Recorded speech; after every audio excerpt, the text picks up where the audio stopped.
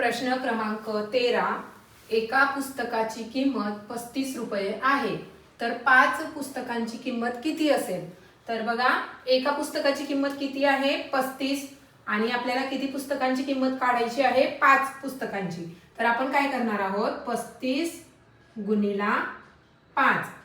5 5 25, 25 5, 5 2, 15, 5 5 त्रिक 15, 16 17. तर याचं उत्तर येत आहे 175 रुपये. तर 5 पुस्तकांची किंमत किती आहे? 5 पुस्तकांची किंमत आहे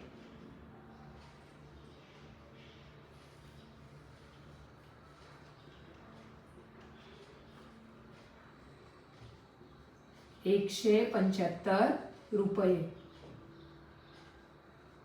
तर अशा पद्धतीने हा प्रश्न तुम्हाला सोडवायचा आहे.